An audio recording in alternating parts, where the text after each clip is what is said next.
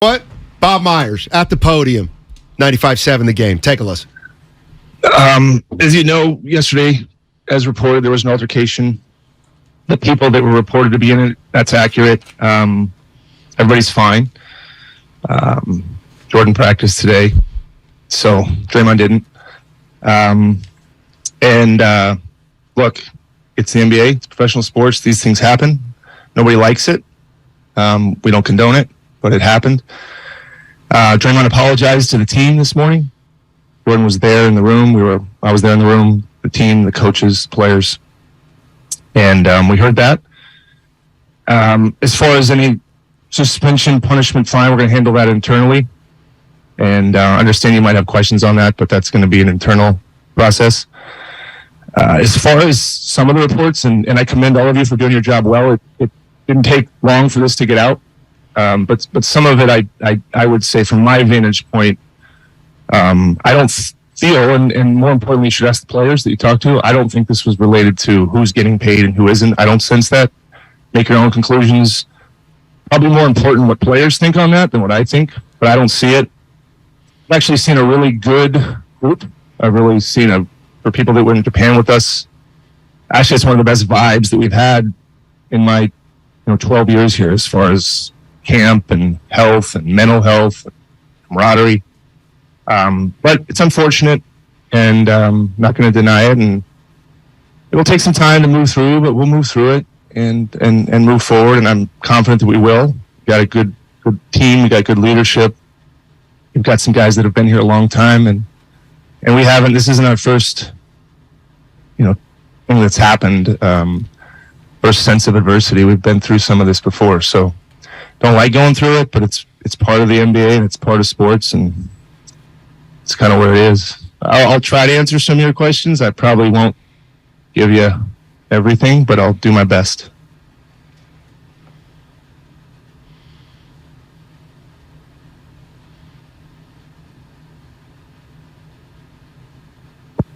Anyways, what's your biggest concern when you found out what happened? What was the first thoughts you had about how this might impact the roster and the guys, the chemistry? First, like anything, Monty, you want to make sure everybody's okay. That's the number one thing. And after that, nobody likes these things. So how do you move forward? There's a process to these things. There's apologies. There's time. This is where you hope you have some equity in your team. But the very, very first thing is everybody okay? And as reported, Jordan did finish practice, which is a really good sign. And he didn't do it damaged. He did it like he normally would. So that'd be the first thing, Monty. And then after that, just got to heal.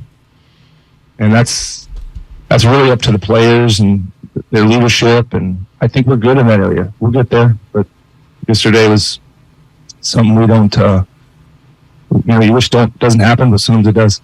You're listening to Bob Myers, president of basketball operations of the Golden State Warriors, addressing the media about the Draymond Green Jordan Poole physical altercation. Or does it make you kind of tired of having to deal with this? Probably, you don't want to go through anything, Marcus. I mean, nobody wants to go through these things, but in a sense, people throw around the word family, but this group's been together a long time, which means you've been through a lot, like any of your relationships. So I actually think it helps to have some of the same people in the room. Even a guy like Iguodala, who was here and then left and came back. There's a lot of real relationships on this team that can withstand adversity. If you got a group of new guys, it's harder to trust each other than it is when you've been through stuff. And if you're in the NBA or anything in life and you're together a long time in an emotional place that we live in here, in a competitive place, things are going to happen that you'd like not to. But if you've been through it and then come out of it, more importantly, I think it puts you in a better place to do it again. Bob, you said you don't think it had anything to do with contractual situations, but you are looking at two players, as you said, who are, at least in some ways, possibly getting contract extensions. Does this affect the way you would approach whether you're going to give Draymond or agree with a deal with Draymond or Jordan obviously the deadline with Jordan is coming up. And by the way, have you talked to his representatives lately? And where are those? Yeah, I'm not going to do the blow-by-blow negotiation. We've talked to them. We're going to keep talking. So that's ongoing. I don't think, Tim, this doesn't change an approach. It doesn't change our feelings on it. I've asked the question directly to people involved on on our team, not involved. Like, do they think that? They've said no. I hope they're being honest with me. I can only answer that I don't see it. As an agent, I saw it. Around here, prior to this, I haven't seen. I don't know if Curry does such a good job of setting the tone, maybe by the fact that he never complained about his first deal and that story's been told and is true. He just sets a tone of you have to act a certain way, and it helps. And Steve helps do that. So I don't see it, Tim. I can't get into people's minds, but you all will talk to the players. That answer will come out. I don't see that, and I don't feel it. It doesn't change. We're not going to pivot on our approach to our contract discussions. And the reason why we're not going to is I think we're going to be past this. I don't think this stays for the rest of the season. We'll move on. There's been a variety of things we've had to overcome, and we have. And I think we'll overcome this. So that's why it's not going to, I don't think, bleed into the contract stuff. I just kind of want to get specifics on this morning. Draymond was in the facility, apologized in person to the team. Yes. And he didn't practice. No. I assume that was at least part of the disciplinary action. Yeah, I mean, space is good. And Steve's going to speak to you as well. But I'm not going to get too much into more than he was here. He apologized and he didn't practice. Did he leave right after? He went home. Okay. Do you expect, I mean, maybe this is more Steve, but do you expect him to practice tomorrow? Ask Steve. I know the answer to that, but I'll let Steve do that one. Bob, we've talked a lot about how Draymond's fire and passion, it is a good attribute for this team to have. Clay on Media Day said that, if you play for the Warriors, you're going to get yelled at by Draymond. It's a bylaw by now.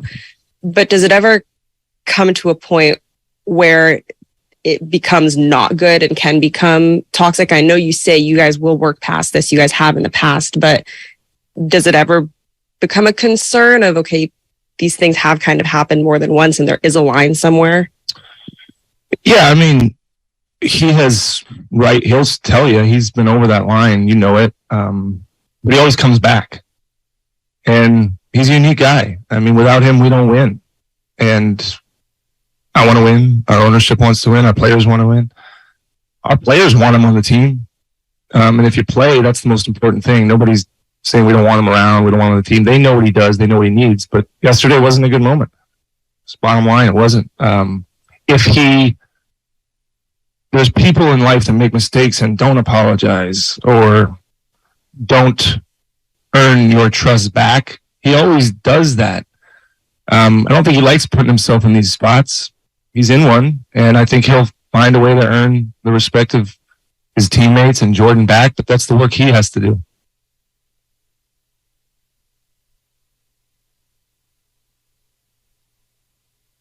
You guys did put together this young and veteran two-timeline thing, whatever you like to call that, two-timeline. Is there some generation? I mean, I'm not even that it's that bad, but is there some generational friction here that's almost even normal? But do you see that sometimes, even first unit versus second unit? And at some point, you have to expect some clashing between the generations? I think you see it. I'd be lying if I said we don't have some of that, but it's actually healthy. The veterans crush the young guys all the time in scratches. I mean, the young guys, they need that. It's a tough love type thing. Obviously not yesterday. You don't want that, but the NBA is rough. It's hard. It's hard to win. And so we have some of the best winners that the game has ever seen in our veterans. No doubt. Steph, Clay, Draymond, Andre, show me people that have figured out how to win better. And winning is tough and it's hard. And if their job is to teach the young guys what it takes, then great. They're doing my job. Sometimes, yeah. I mean, it's a little bit of big brother, little brother stuff. Where you gotta overcome them. But our young guys are up to the challenge and they're not backing down and they're up for it. But there's a reason why the core has won at the level they have, and the young guys haven't. So they got to learn that. But it's 99% of the time, Tim, that's healthy. And you like it, but sometimes it tips over. Is considering you have these young guys, I don't know if in the past you've had this many young guys. I'm pretty sure you didn't. Are there any concerns about how they might experience this? And is that on Steve and the coaching staff to kind of coach them through, like maybe even, this is not how we do things? Yeah, it's funny. I mean, I keep using this guy's name, but like when he's not here, my job's gonna be a lot harder. Is Curry? Like I walked him today, I'm like, you ready to do some leading? He goes, you guys got to pay me some more money. I said, we're paying you as much as we can. It's him, man. Like you can't. He holds that line in such an easy manner. And our young guys, Draymond is absolutely a leader on this team, no doubt.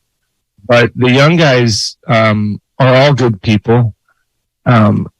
All understand like what happened yesterday happens. I mean, if they stay in our organization, if they go other places, a lot of you have covered other teams. Doesn't mean what happened yesterday is right, but it happens. And it's really, what do you do next? What do you do after it happens? It happens in probably, I don't know, since I've been here, we've had stuff happen. But we've overcome it. So the young guys, I think this is where, again, it doesn't matter what I say. I don't play. So it's really Andre walking up to the young guy. One young guy said, does this happen a lot? Like, no, this isn't normal. So some people, they don't know. It's brand new. But that's where the players, that's why you keep guys like Looney, who's young, but established as a leader. That's Andre. That's even Clay in some instances. That's Steph. And a lot of times it's Draymond that mentor these guys. And hopefully these young guys will do that for the next generation of people. That's professional sports. The young guys learn from the old guys. And I think they'll be fine learning from this. And I watched them today for a while. I don't see any big issues propping up at all. I don't feel that way.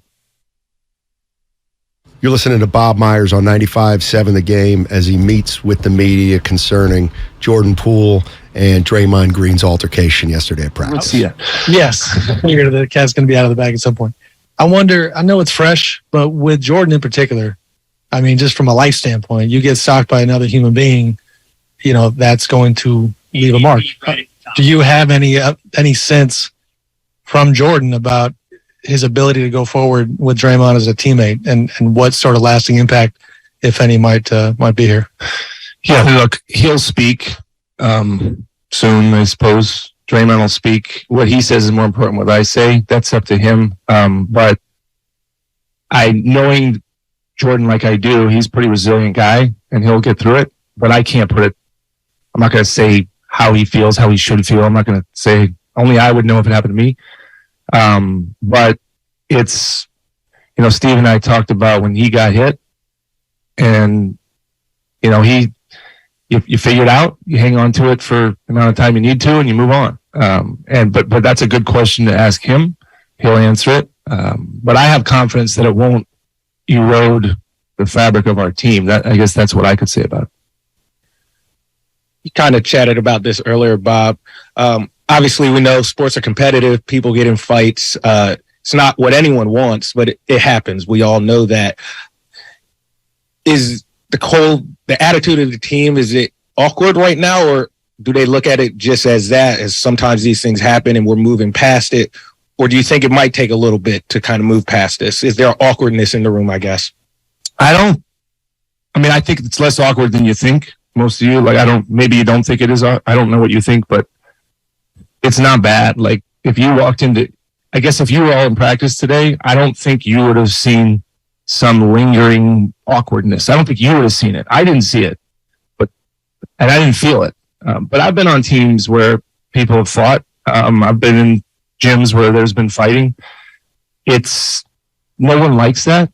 But every team has moved past it. I've never seen it ruin a team. Because you accept when you play a sport, and I'm not saying this is good. When things are that competitive as they are in professional sports, there's a certain level of things might go past a line. And you thank everyone that nobody got really hurt. So you learn from that. The worst things are like when somebody gets really hurt by a punch or something like that. You have to learn. We have to learn. That's not okay. It's not like you get away with it, but it's almost like you got lucky. Nobody got hurt. For us, we'll obviously kind of reference back to the Draymond situation a few years ago, and part of that was, they were speaking about the situation. What was said was very important in that situation. I don't know, what's your perspective on like what was said that led up to the incident? Did that have to do with contract stuff, or was that just normal trash talk on a basketball? I think some stuff got reported. I didn't hear that it was anything that hadn't been going on, like our team's better than yours and stop calling those fouls, like a normal kind of argument in a scrimmage. Like, I didn't hear anything different than that, and no one told me anything different than that. And that question was asked, was this something, beyond the line that was said? And the answer I heard was no, it was not anything different than a normal bickering in a scrimmage, is what I was told. I didn't hear it. I wasn't sitting close enough to hear it, but I've heard them argue. I've heard other players argue a week ago, 2 weeks ago, and I've been told it wasn't any different than that. So, okay.